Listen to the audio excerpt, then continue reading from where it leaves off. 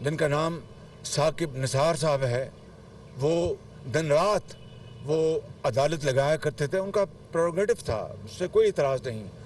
ہفتے کو اتوار کو یا تو یتیموں اور بیواؤں کی داد رسی کر رہے ہوتے، یا پاکستان میں کرپشن کی بیخ کنی کر رہے ہوتے، یا پاکستان کے اندر جو لوگ کام نہیں کرتے ان کے خلاف کیس سن رہے ہوتے، یا ظلم اور زیادتی. کیا کیسے تھے 56 کمپنیوں بڑا، اور اتنا بدنام کیا مجھے اس 56 کمپنیوں کو کیس نے جس کا حد و حساب نہیں. آج اس بات کو اب 4 سال گزر گئے ہیں، وہ 56 کمپنیاں کہاں گئیں؟ ان کے خلاف کہا جی اربوں روپے کی کرپشن ہوئی ہے، وہ کرپشن کہاں گئی؟ میں سابق چیف جسٹس صاحب سے بھی، ان سے بھی میں سوال پوچھنا چاہتا ہوں، اور آج اس نظام سے بھی. وہ 56 کمپنیاں صرف شاباش، حالانکہ ان 56 کمپنیوں میں پچھلی حکومتوں نے بھی کچھ کمپنیاں بنائی تھیں.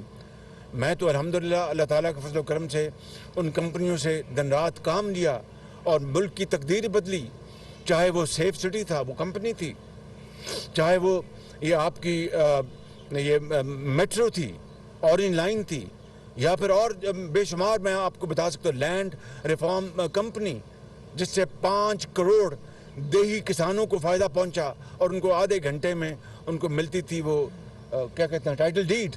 اب وہ نظام پھر سنا ہے، وہ دوبارہ پٹواریوں اور تحصیلدار، میں تفصیل میں نہیں جا رہا.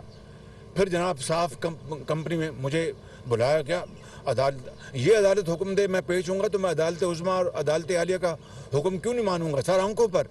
لیکن کس طرح بلا کر بدنام کیا گیا صاف پانی کے حوالے سے، اور کس طرح آج صاف پانی کہاں ہے. یہ ہیں وہ بڑے تلخ باتیں. کیا اس کے بعد عمران نیازی کو کسی عدالت نے طلب کیا؟ اب وہ خود تسلیم کر رہا ہے، خود، اور کہہ رہا ہے کہ میں نے 5 ووٹ خریدے ہیں، ضمیر فروشی کی ہے، پیسہ برباد کیا ہے.